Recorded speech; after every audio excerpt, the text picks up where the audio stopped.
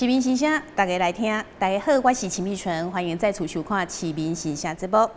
台湾呢，因为交通混乱哦，被国际媒体呢叫做行人地狱。咱台南市呢，伫网络顶面，嘛被人口说讲是交通地狱的第18站。到底咱的交通真正有这么混乱吗？应该安怎来做改善呢？今仔日咱带观众朋友做伙来关心。好，第一节目一开始，咱赶快来介绍今仔日到咱节目当中的贵宾。首先，咱们来欢迎的是台南市交通局长王明德局长。主持人、各位市民朋友，大家好，我是台南市政府交通局局长王明德。欢迎局长。接下来是教育局长郑兴辉郑局长。主持人好，各位观众朋友，大家好。接下来，咱邀请到这位是咱台南市警察局交通警察大队的施一峰大队长。主持人还有各位市民朋友，大家好，我是警察局交通警察大队大队长施一峰。是，接下来我们欢迎郭宏仪议员。主持人咱市民朋友大家好，我是市议员郭宏仪。好，最后我们欢迎蔡宗豪议员。主持人毕春杰，阿哥兰，所有的观众朋友，大家好，我是台南市议员蔡宗豪。好，欢迎5位来宾哦。到底咱台湾的，尤其是咱台南市，咱的交通是出了什么款的问题呢？咱针对今仔的主题，咱先来看一段影片。台湾正因为交通混乱登上国际媒体版面，而前更因为人行道无友善现象被称作行人地狱。一名网友转发2022年1月到11月台湾行人地狱国站分布，结果发现每10万人的伤亡，以台南市2896人踢下交通地狱第18站上惨的名次。而造成台湾成为行人地狱的原因，参像过路人伫人行道上拥有道路到交通绝对通行的权利，不过车辆却违法无停让行人，以及人行道甲顶仔卡被大量违停车辆甲杂物霸占，造成行人地狱。加上驾驶训练的管理制度宽松，所以让台湾出现真侪素质真低驾驶。伫交通罚款上加，嘛使得驾驶的违规行为愈来愈离谱，严重威胁行人安全。台南市交通局局长王明德表示，台南市的确存在交通塞车甲行人安全问题，市府嘛一直努力地改善交通，参像设立红绿灯、征收过街天桥、新起人行道等办法。以鼓励市民骑脚车或者是坐公共运输，减少开车上路，呼吁市民共同努力，创造一个更加安全、友善的交通环境。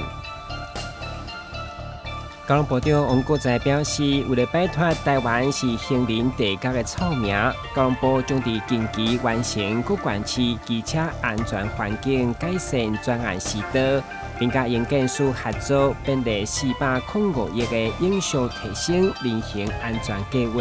要求地方政府提出改善方案，期待经过这款的努力，去除台湾是行人地狱。所以其实咱身为台南人啦，听人讲甲咱口说讲咱台南市呢是这个交通地狱第18站，听了真正是受气但是呢又阁是无奈因为有一寡数据可能被咱的网友摕出来做比较但事实上敢真正是安尼咱要来请教局长啦局长其实呢我有上网来查一下资料有发现讲其实伫个台湾各县市每10万人这个交通呢事故死伤的人数咱台南市其实伫个106年进前，咱拢是排伫个10几名，但是呢为107年开始咱变做第1名了后，这当中呢除了讲109年是第5名，然后呢伫个旧年是第2名，第1名变做台中啦其他有4届咱拢是排第1名啦，所以咱才会比这个网友甲咱讲我们是在交通地狱的第18站，哇，听了真的是也不知道该怎么讲就身为台南人伤心难过。所以到底甘真正是安呢？是不是像网友讲的这样子？我们正在第18层吗？我们让局长来跟大家说明一下。是，谢谢主持人我想。交通事故的产生，它当然会有环境的因素跟驾驶人行为的因素。那如果我们单纯从交通事故的统计数据来看，那确实我们把这个发生的件数人数除以我们的人口数之后，我们会蛮高的。那是因为我们当然台南市是年轻的直辖市，我们县市合并才10多年哈，那我们的总人口数也是所有6都里面最少的。所以如果来跟其他5都来比，除以人口数之后，每10万人的这个死伤的人数件数，确实是高居不下。对。不过交通事故的改善，因为当然地方政府有这个道安汇报哦，市长每个月一定亲自主持。那道安汇报里面涉及了我们有工程小组哦、执法小组、监理小组、宣导小组等等的这些工作的这些项目内容，所以要来把事故降低的目标，这是市政府一定的这个政策的这个努力的方向哈。那我们自己跟自己比啦哈，我们这个去年度的这个死亡的人数296人，其实已经比111年减少了10人哦。因为死亡事故是我们最重视的，因为它涉及了几个家庭的破碎跟这个你去撞别人，其实你自己也会承受很高的这个理赔偿的风险等等哈。所以我们从死亡人数的降低，我们发现这几年的这个我们的努力稍稍有成效了哈。当然这也是市长一直在鼓励跟这个督促我们的。那受伤的件数这几年高高低低，不过我们看大趋势来讲，这几年我们加强严格执法之后，确实是有效哈。这也当然也谢谢我们辛苦的警察同仁在加强见警率跟这个执法上面的这个效果确实是有效，所以我们的目标其实是应该要自己跟自己比哈，我们希望逐年来下降。那台南市的这种县市合并之后，这种事故件数居高不下的情形，其实它有它的背景哦。比如说，咱古城区哈，我们是旧的城市，所以街道比较狭窄，所以我们可以看到，随着县市合并之后，如果我们去问市民朋友，10年前跟现在的这个车辆数，大家有明显增加，非常非常的多哦。所以人跟车的冲突，其实在我们的这个既有的这个环境里面，就需要好好的来治理哦。我想这个是一个城市发展的过程，所以我想我们会从这样的背景来加强改善。那我们如果谈到原县区，我们发现这个肇事的情形是县区的这个，如果一旦肇事，它的严重程度会高一些，可是它的件数不见得比市区多，因为市区我们交通的事故我们常常讲曝光量，也就是说，如果你没有开车、骑车上路，其实是没有发生事故的风险。那市区的人使用交通工具的机会一定会比原县区多很多哦，所以我们看到县区的这个件数虽然可能稍小一些，可是一旦发生事故，严重程度是比较高。为什么？因为它行车速度可能比较高哦，那大家对于这个路口的这些注意可能比较低等等，所以我们在道安汇报的各小组的事故防治里面，会针对这些事故的特性来做相关改善对策的研拟，也提供市民朋友另外一个资讯是，我们也从事故资料来看，大概在路口发生的事故是路段事故的1倍，就是路口大概占2/3，路段大概占1/3，所以大家常说马路如虎口哦，这个在路口上面其实是人跟车哦。车自己本身也是直行左转右转的冲突比较大的地方所以我们这些资讯都会提供给道安汇报的各小组，尤其是我们执法小组，对于易肇事的路口的热点，如何来加强见警率，如何来导正市民朋友我们驾驶人正确的这些驾驶行为，我想这都是我们努力的方向。那我们也期许在我们当然不能够怪我们的环境，可是我们要在我们的环境里面来加以努力，希望能够把这个事故的情形把它降低，然后来早日来脱离大家对于我们的这个18层地狱的这种称号的这个污名。我想我们会持续来努力。没错。所以其实听了局长讲了因为我们那网友他取的那个资料就是说每10万人口里面是死伤人数嘛，然后另外可能这个有很多数据可以来看这个交通的问题不是单单只有这一个，然后另外就是说可能因为我们台南古都，然后大家开车啦，尤其开车来做贼不像说我们比较那个台北那边的，他们都是坐这个捷运就公共运输比较发达，所以当然就是说这个发生事故的机会受伤死亡会比较多啦所以这个就不见得是公平啊。但是咱就是现在网络上一流传，大家都讲你们台南是交通的18层地狱，对不对？我们听一下中豪，你觉得是这样讲公平吗？那是18站的地方吗18站这个地狱，其实这句话是很恐怖的，18层地狱很可怕，代表死亡嘛。对啊，死亡最糟糕的啊。对，没有错。那在去年、前年跟这3年大前年，全台湾的交通事故的死亡人数都大概在3000人左右。那像我们台南市就是大概在300。去年是296。那前年是306。所以去年有比前年来的少。是，但是我们在大前年293，所以大前年又比去年更少了。对，所以说简单来讲，我们去做一个统筹，台南大概占全台湾的1/10，但是我们从台南的这个细节来看，全台南因为交通事故死亡人数大概抓300个人，但是有70%都是机车，因为骑机车然后发生事故而死亡的。70%是最大多数，接下来有1层是最近大家很关心的行人议题，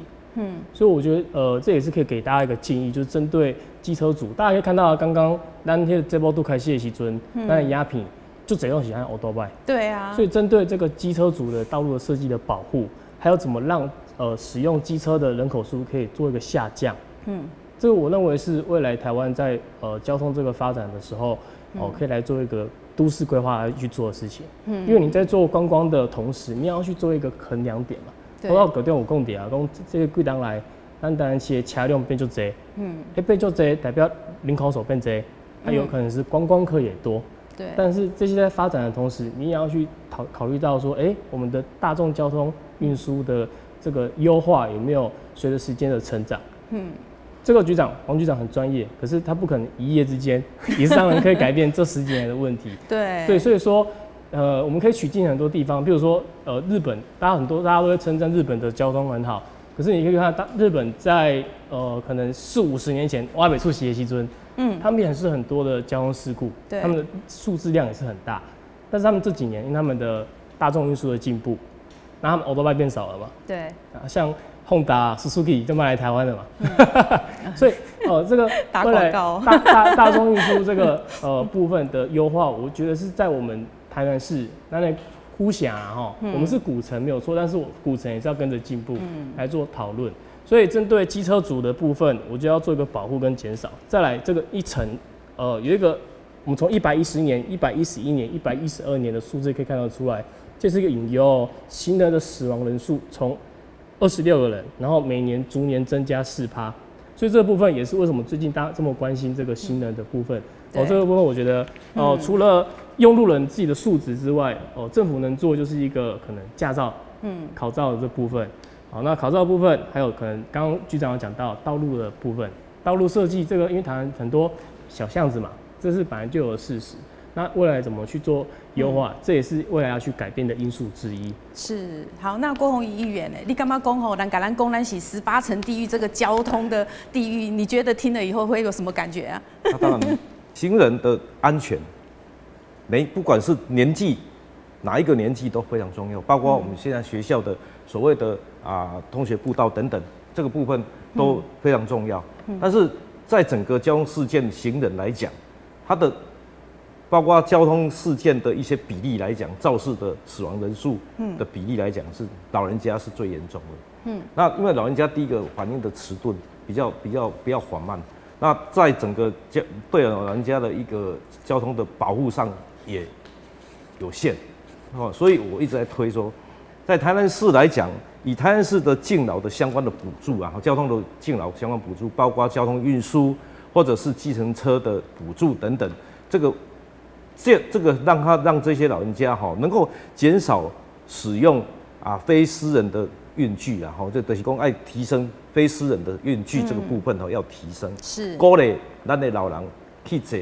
公车，去坐捷运系统，那大众运输系统，或者是搭计程车、非私人的运具等等。那计程车如果是可以，我们市政府可以做相关的补助的话，老人会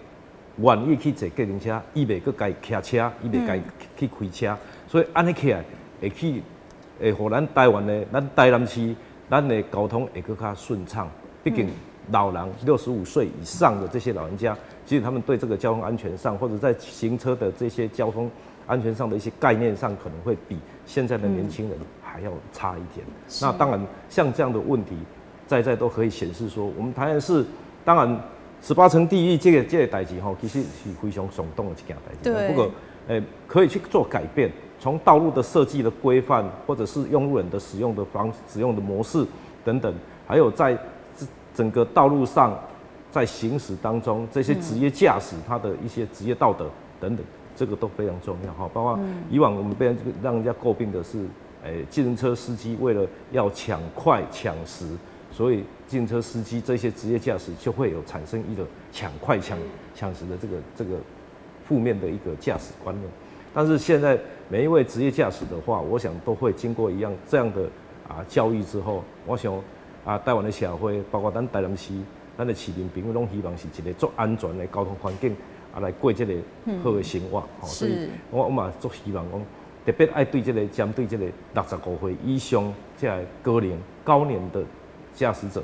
去做一些补助，或者是做一些教育等等，这个是我们必须要去做的。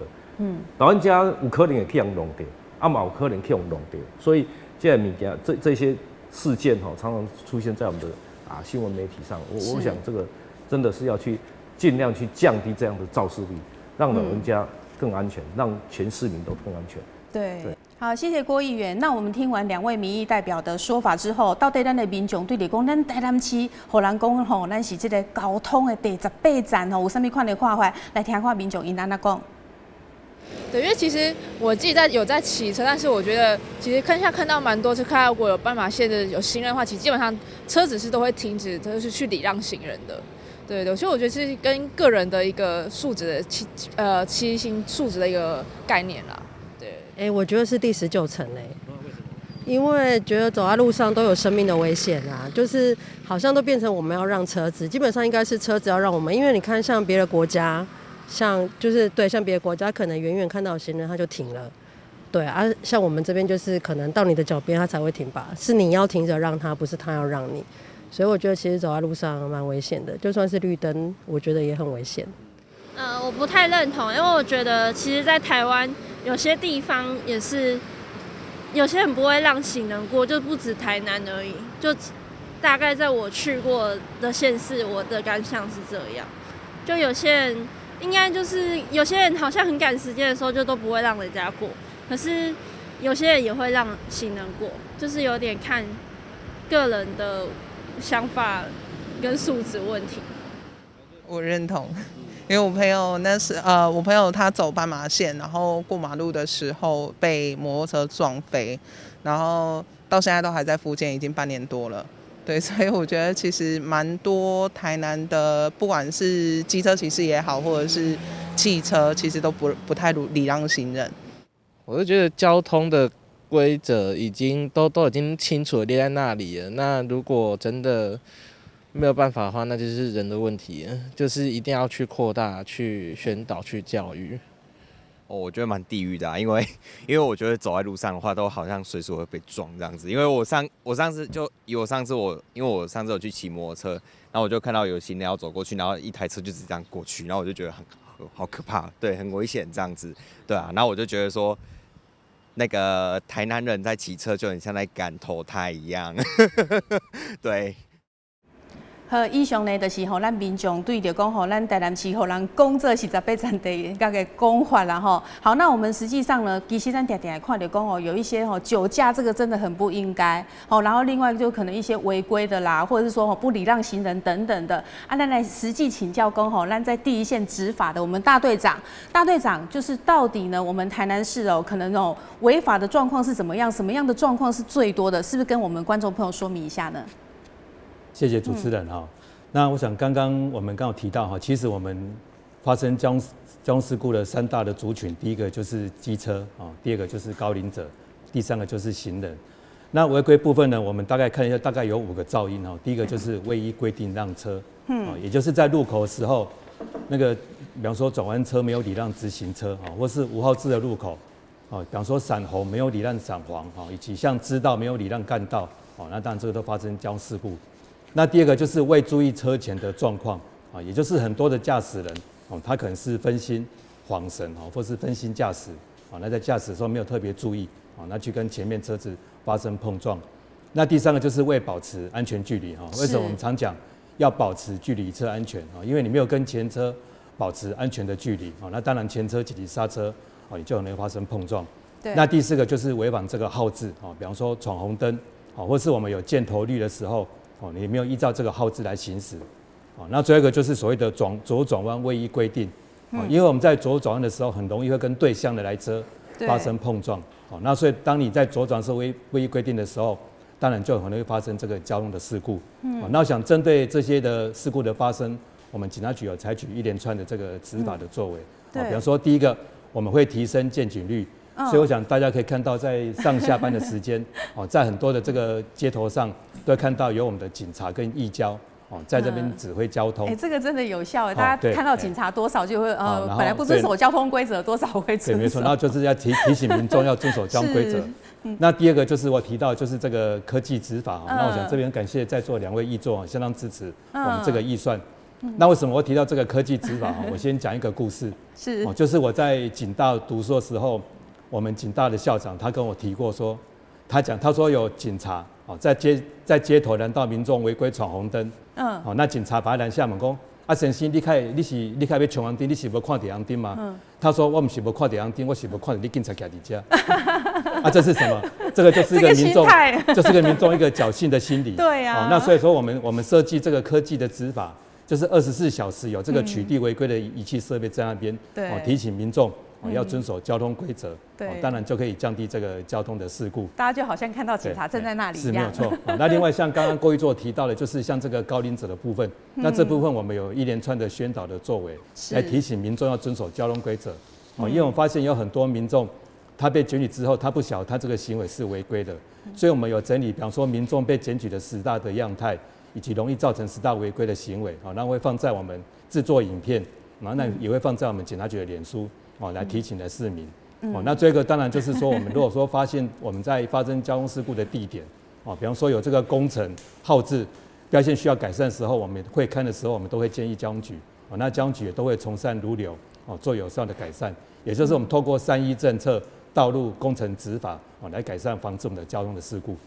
好，谢谢大队长对我们的说明所以看你看你这样，大队长有共点啦如果见警率高，然后教那个执法科技执法嘛有的话，大概可能就是这个事故会降低。所以大家我们民众自己的心态要矫正，你不要说只看到警察你才会守法，我们平常就应该要守法好，然后另外的为点被洗刷这个行人地狱这样的污名嘛我们知道说这个立法院在去年2023年12月1号就有来通过了一个道路交通安全基本法。所以这个法通过之后呢，其实对我们以后降低这个交通事故到底是不是有帮助呢？我们要来请教交通局长。那交通局长他本身也是学者专家啦，因为他除了就是说他一直是读我们成大啦，就大学，然后硕士都是读成大相关科系。另外他也是交通大学的交通运输研究所的博士。所以呢，今天也代表学者专家的立场来说明这个法是不是对我们的改善交通有帮助呢？谢谢主持人当然我个人从事交通的工作20多年的这个经验或者是说这个背景，其实很高兴看到在去年我们大家一连串对于行人或者是交通事故的这些风险的这些讨论之后，其实中央来迅速的立法，把这个立法的位阶提高。我想过去道安的工作其实不是没有在做它只是是因为交通部有一个道安汇报，那也责成各县市政府都要成立道安汇报。那各县市政府当然都是由市长来担任召集人。那只是大家都知道道安维护的工作其实不是只有一个交通部的权责的工作范围内因为它还涉及教育的工作、涉及执法的工作等等那所以我们很乐见，也非常感动，就是其实行政院把这个法的位阶拉高。我们看到不管是院长，甚至总统，其实都说了一句让我们感动的话：下了车，大家都是行人。我想，当一个社会开始全面全体的重视交通安全的工作之后，我们会觉得这交通安全的这个改善，其实可以更大的效果。我们从其他国家，不管是日本、欧美等等的国家，尤其是欧洲很多这个荷兰啊，或者是北欧的国家，都朝向这个步行城市做城市改造这样的角色来看，其实唤起全民的共识，大家一起重视交通安全，其实才是交通安全要改善非常非常重要的路。当然，它不可能一触可及，因为每一个人行为的改变，一定要透过很多的这个时间的这个改善所以刚刚我们提到的，不管是健警率的提升，或者是科技执法的设立，其实是要让大家的行为能够慢慢的转变。那所以我想，这个道路交通安全基本法，它主要的精神就是把位阶提到行政院之后，把相关的部会都纳进来。那所以很明确的去规定因为以前没有交通安全没有法，它其实是用罚的角度来请大家来遵守。对啊，用处罚。对，用处罚的角度请大家遵守。所以这个法非常重要，它回到提倡交通安全的角度来，先把大家各需要的工作把它规范清楚。那所以各部会基于各部会的执掌，在提升交通安全的角度底下去推动相关工作。那当然，地方政府要配合的是，地方政府也要配合这个行政院的这个改善的计划，要拟定自己的改善计划。所以我想我们交通局在中央也要求我们去年底今年初，大家就已经把这个计划通通送到中央去了。所以在我们地方政府要配合的执行面的工作，回到我刚刚提到的，不管是我们教育小组、执法小组、宣导小组，或者是跟监理所站配合我们的监理小组等等，我们会把年度该做的工作来把它规范下来。那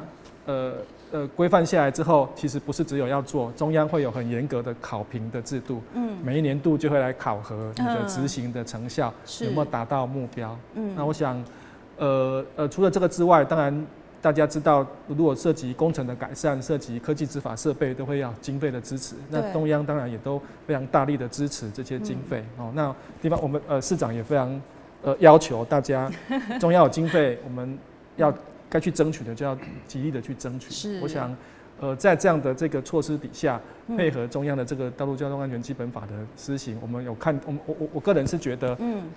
我们交通安全的改善已经在启动的道路上。那我想后续就是需要这个政府跟市民朋友大家一起来配合。那我想中间我们一定会听到很多各种不同的声音，因为你要求他市民朋友的习惯要改变，他被你罚，他就会觉得为什么他要被罚？我想这个是对于促进交通安全是大家要一起来建立共识之后，大家一起来合作。那我想我们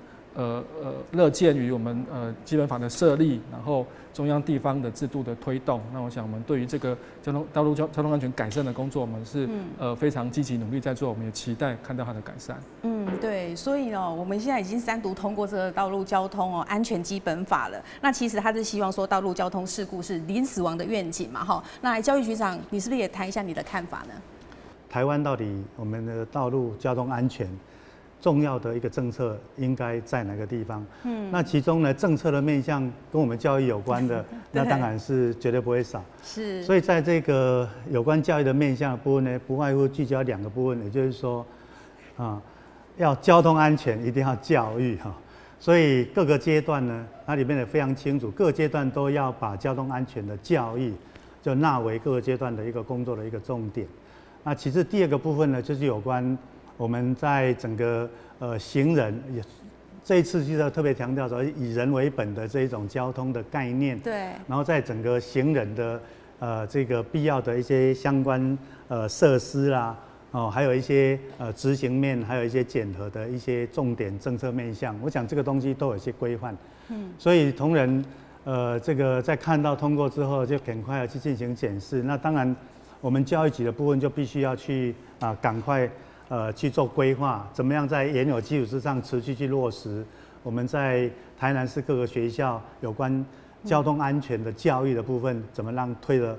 更为务实，尤其是人本的观念这个部分。那另外再配合我们市府相关的单位，怎么把学校，刚刚议员也有提到了，最近大家蛮夯的就是通学的步道。对，其实我们关心的不是只有学校周边的通学步道，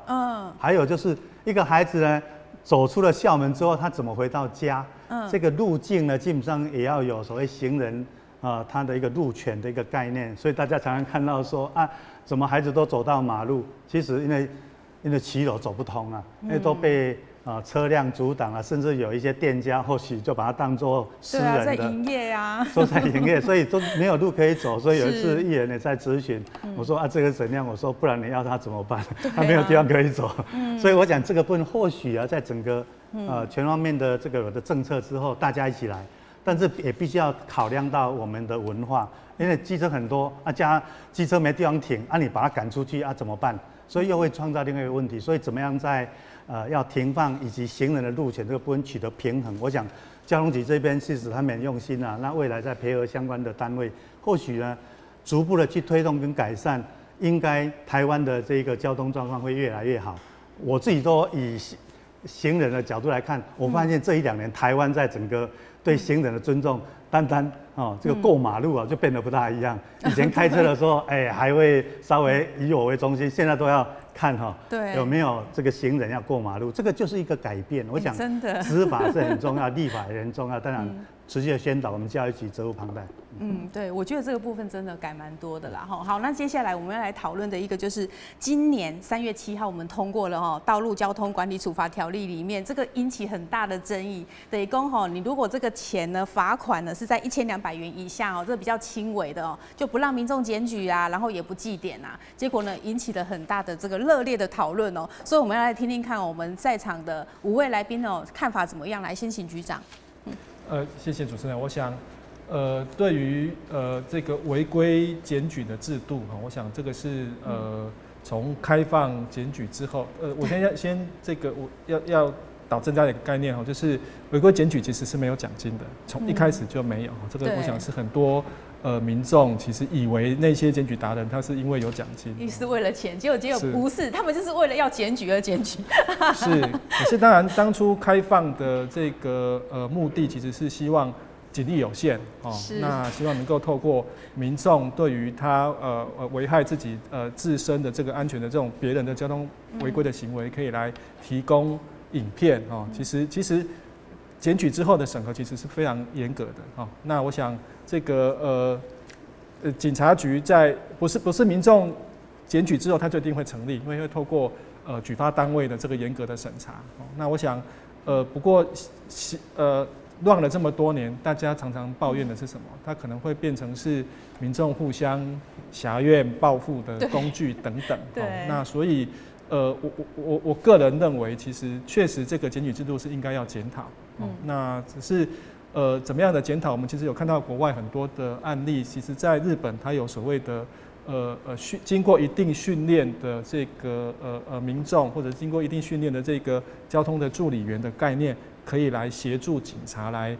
检举，然后再由警察来判断是不是成立违规的行为等等其实这都是可以来讨论的这个问题。那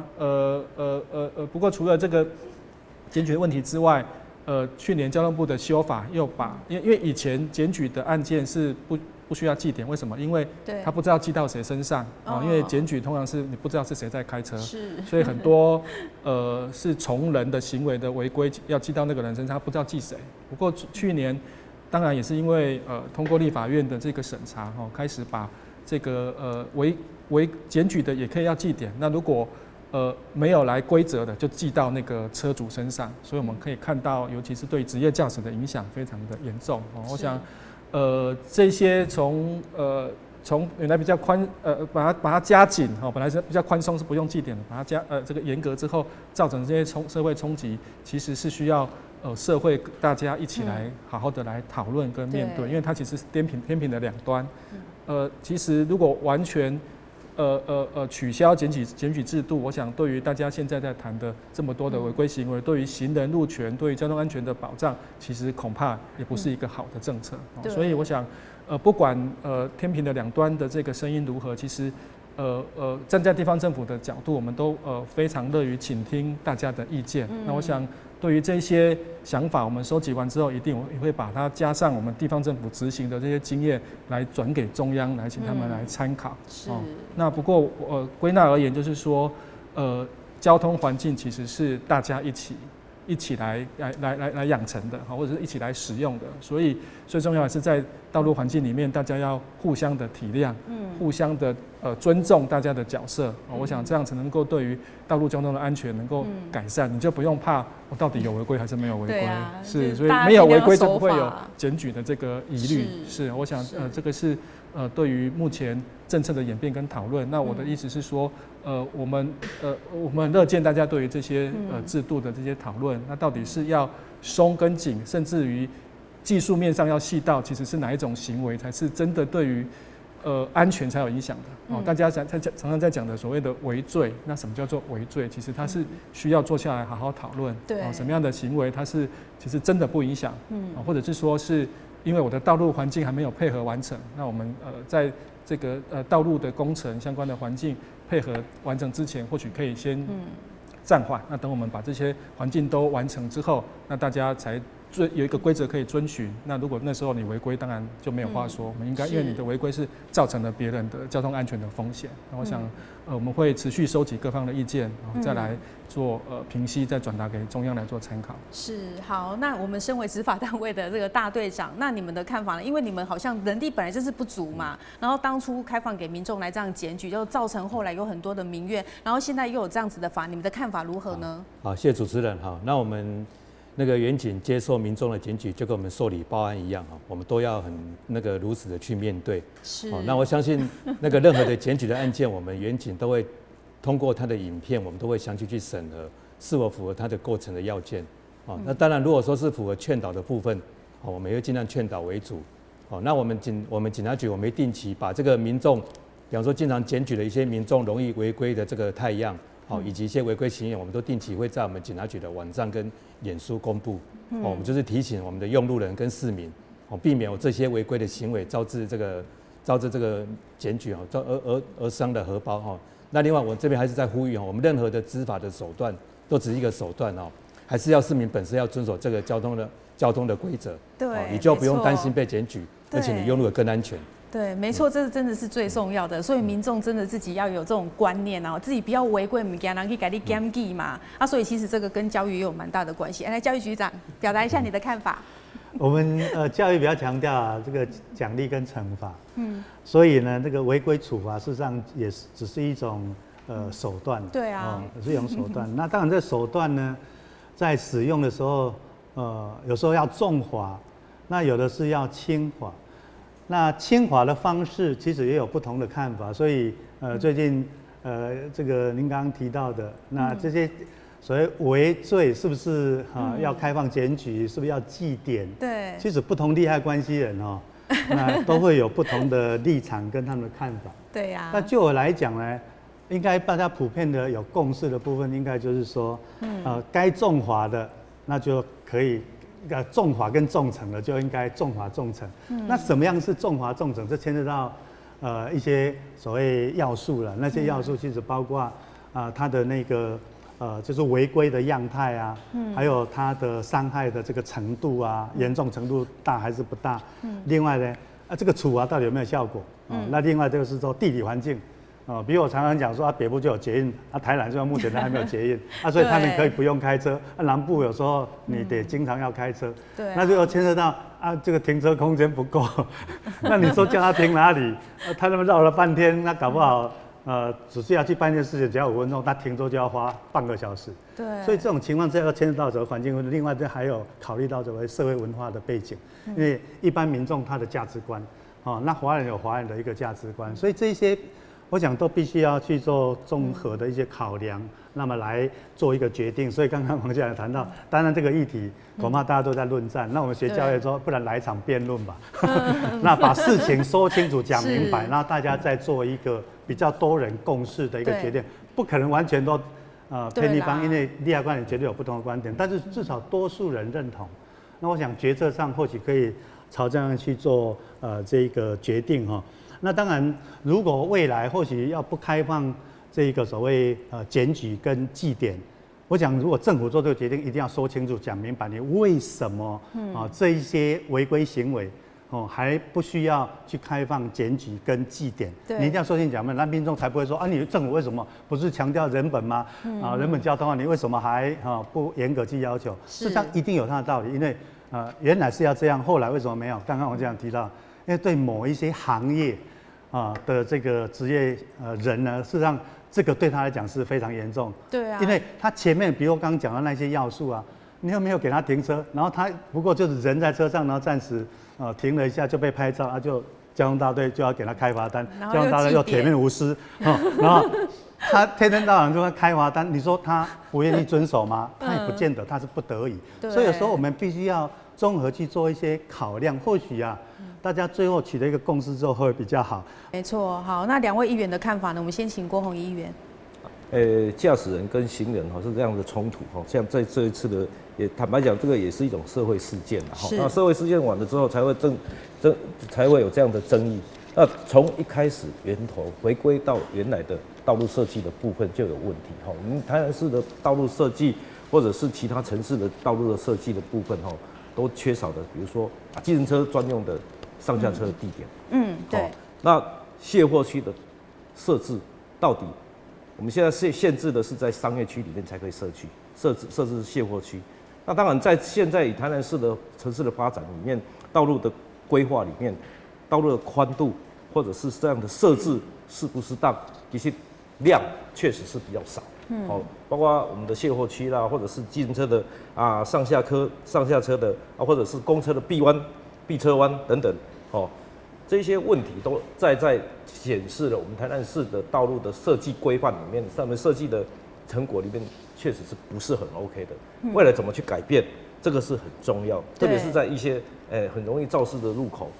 造成行人的一个压迫或者行人的一些风险。这个都是我们必须要去做改变的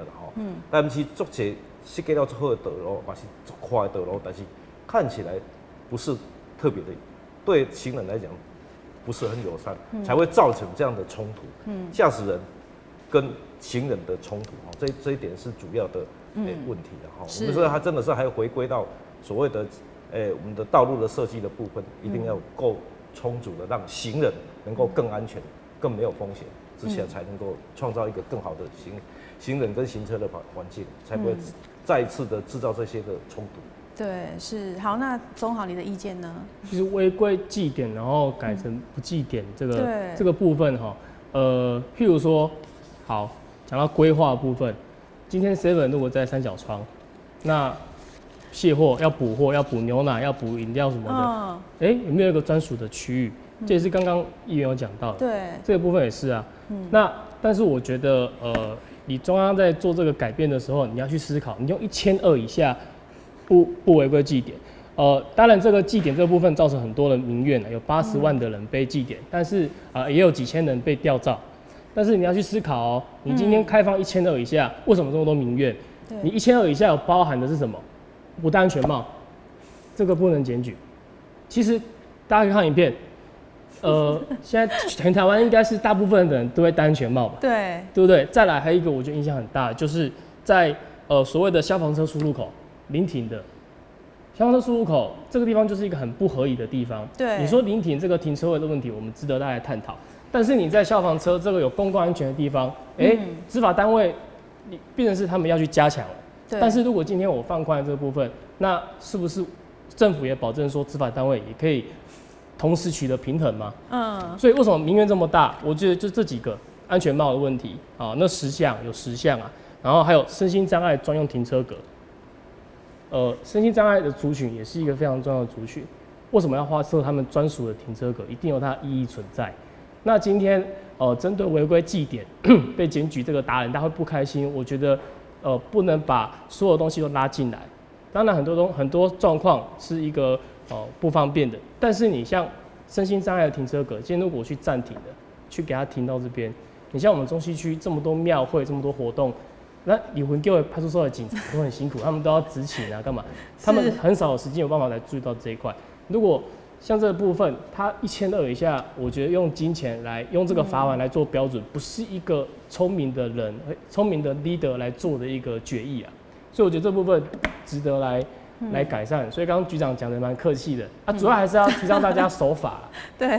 对啊，没错啦。但是就是大家一定守法一定是第一嘛，你自己守法不要违规这样子是不是很多事情就不会发生了？那另外就是这个法的话，可能大家还有讨论的一个空间哈。好，另外我们要请教郭宏仪议员，您在议会就是您是召集人，成立了一个跨党派的交通安全连线哈。那为什么要成立这样子的一个连线呢？然后另外就是说，你们有提出了一些例如说交通改善立即办中心呐，或者是说有多做一些科技执法等等。目前你们这个连线成效如何？是不是跟我们观众朋友报告一下？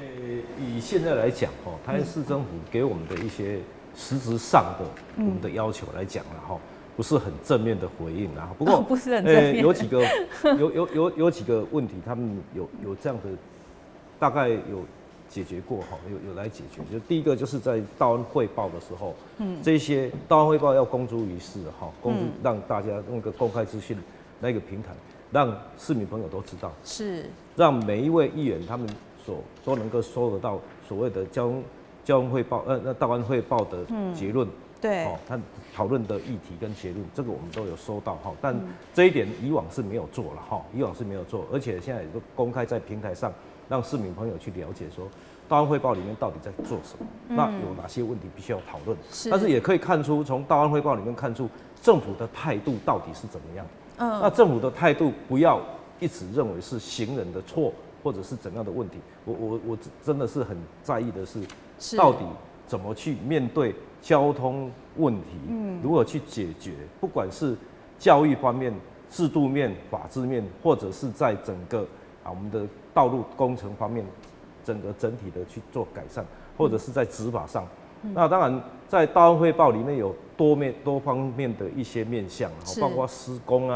或者是一些交通违规的取缔等等，这些问题都必须要值得大家去讨论，包括市民朋友或者是我们议员都必须要去做这样的认知是。那当然，在整个连线上，我们是跨党派联盟，每一位议员他们都可以去表达这样的意见。是。而且在另外一个是1999这个部分其实。以1999的所接到的民众陈情的案件里面，交通案件可能会非常多。那当然到底有没有针对这些交通案件去做一些特别的处理？所以我们一直在呼吁市政府一定要成立一个所谓的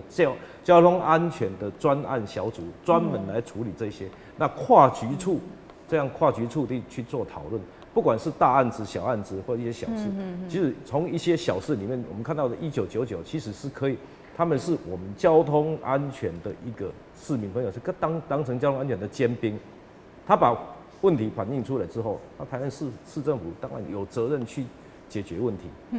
所谓的发现问题、解决问题，不是发现了问题，只是知道问题，但是到最终还是没有解决的话。那这个真的是对不起市民朋友。对。所以万景民工以这样的策略，我们这样议会里面的跨党派这样的联盟，其实我们一直在督促我们所谓我们的交通局也好，公务局也好，或者教育局一些交通教育的观念等等，这个是一件非常好的事特别是其他议员，特别是跨党派的这些议员的支持，也将近40位同事大家这样子针对我们的。台南市的交通安全的部分去做讨论，而且去做督促，希望我们台南市我们的府城是一个安全的交通环境，而且我们的行人，特别是针对行人的部分，是走得安全，走得更快乐、更安全、更舒适，可以在台南市我们的城市里面游玩。好，那蔡宗豪议员，我们知道说民意代表嘛，常常都会接到民众一寡就是可能他们出了这个交通事故，然后需要你们的协助，你可不可以分享一下你的经验，然后应该怎么样改善我们台南市的交通呢？好啊，其实个案会很多种，琳琅满目啦。那我等一下会分享一些比较特别的个案。那我也先把我们中西区，因为我在北区跟中西区，那我们的前几大交通事故的主要噪音因为化成巧合第一件事情，民众一定是说你怎么开那么快？你怎么撞到我？会先指责对方嘛？对，那我们先把违规的部分先拉出来，就是大家可以看到，未依规定当车跟未注意车前状态跟转弯位移规定，这都是跟刚刚我们队长提供的台南市的资料，全台南市的资料是大致雷同的。但是大家可以注意到违反号志管制或特定标示，还有变换车道不当，甚至是逆向驾驶的数量也都是有不少件。这等于是每一天1年365天，这算下来几乎可能4、5天就有一件因为交通违规而发生的事故。所以这部分我们还是希望就是说，针对这部分违规的这个执法力度还是要加强。对。那关于道路的这个规划也是要做一个统整。但是你像可以跟大家分享，就是在检举达人的部分好了，像我们有一些县道，我们的路比较小，那可能有人违规停车了，那欧多拜是不是要闪他？对，要闪他的同时，有时候急嘛、快嘛，前面一台车如果车流量要大的时候，欧多拜就不小心进入到他不能骑的快车道。对，这时候后面如果有检举达人检举他，然后他又因为当下我要闪违规的车停在那边的车辆，他如果没有打方向灯，1分钟呢是有2张违规单子。这种违规的很多这种违规的很多啊，所以这种违规的单子拿来给我们的时候，我们也只能请他要来申诉啊，找交通队申诉。这部分我觉得要来改善的部分很多，譬如刚刚洪议员讲到的这个跨党派，我们在一些特定的路口比较复杂的时候，我们也会觉得说可以听听看大家的想法。所以譬如在我们林森路段这边，这个是台南市违规交通2.0这个粉丝专页，他们有标记我们。其实我们也针对这个部分有跨党派的议员，大家一起来看包括现场除了我之外，还有陈怡贞议员啊、史振东的助理，这些大家很多都有到。那公众运输的进步绝对是我们要来做的。像打广告了我们有把西湖啊、OB 啊加所有的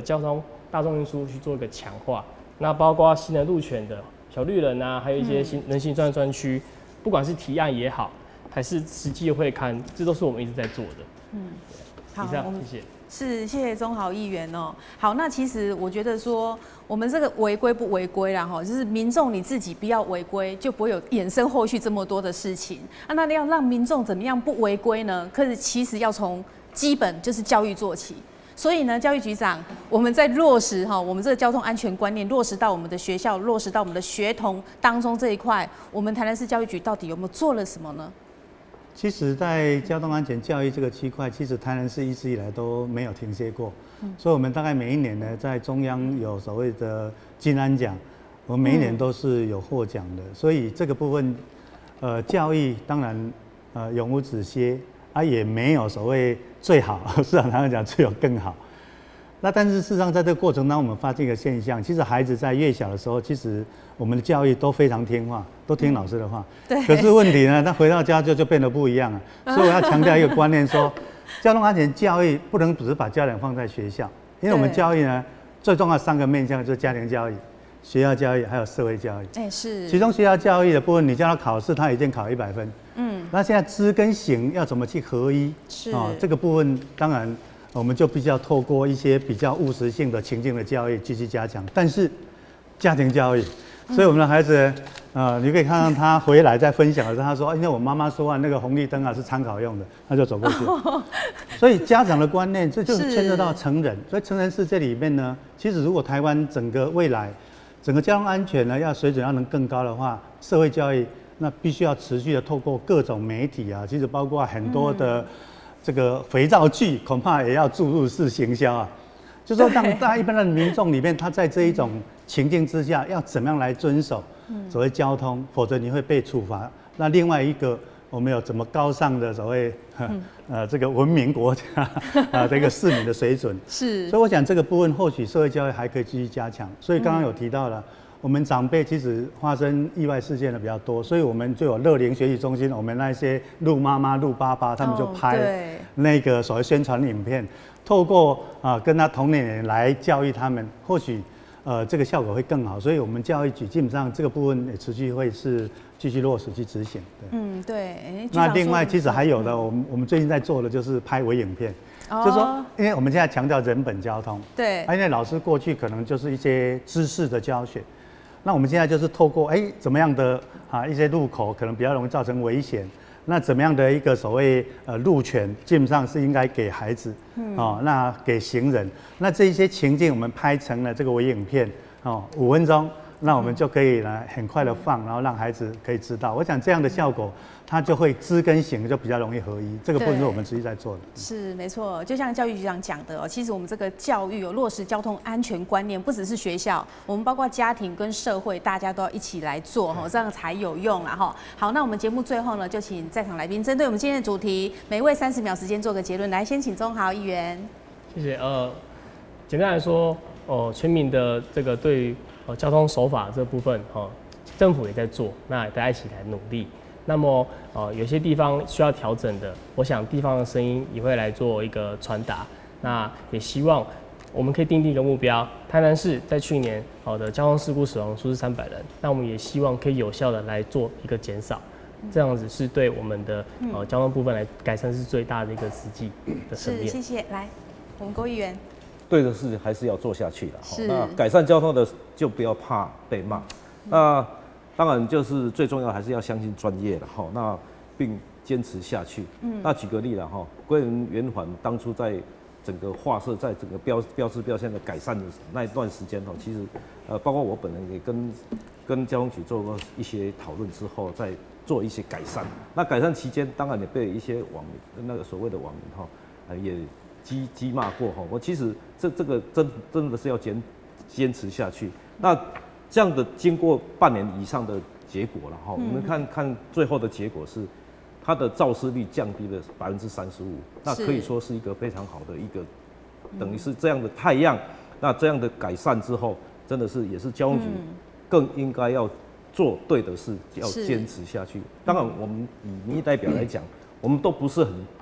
做够专业的这些专家，当然我们还是希望我们交通局用最专业的方式去，我们也相信专业去做这样改善。好，谢谢议员。来，大队长。好，我们透过交通工程的改善以及宣导教育的普及以及必要的执法是我们4-5道安团队一直在努力的这个工作跟方向。那最后我要呼吁我们各用路人一定要遵守交通安全、交通规则才能够保护自己，也保护他人。那也不用怕被检举，钱包就不缩水，用路更安全。是，来，教育局长。谢谢。我想非常乐见道路交通安全赶快变成一个全民性的运动所以我刚刚提到了不止学校教育，我想家庭教育还有社会教育，所有的台湾的所有优秀的公民，应该要大家一起来身体力行。其次呢，我想在法规制定过程当中，或许有理想性，但是也应该考量下现实面，让理想跟现实之间取得一个平衡，建构符合台湾文化背景之下的人本交通，这个是我们的共同期待。是，好，交通局长。是，我想我们市府的道安团队呢，一定会来诚挚的面对各方不同的意见，对于道路交通安全的这个改善的诉求了。我想在中央跟地方携手合作，那我想中央也愿意投注资源的情况之下，台南市政府一定会积极的来争取资源，然后经过各方的这个讨论，我想取得共识跟平衡。那对的事情我们坚持往下做。我想刚刚郭议员提到的那只要我们改善下去、做下去，大家一定会看到未来对于交通安全，不管是在事故的件数、人数上面的改善。我想这是我们持续往前走的动力。那我想我们会积极努力来继续来往前来迈进。是，好，谢谢5位来宾。好，那希望呢我们所有的市民朋友们，大概这会来努力我们摆脱这个18层地狱这样不好的恶名一定可以。如果大家一起来做的话，好，再次感谢5位来宾到节目当中。那么感谢观众朋友收看《市民时下这波底下各一段了，咱再会。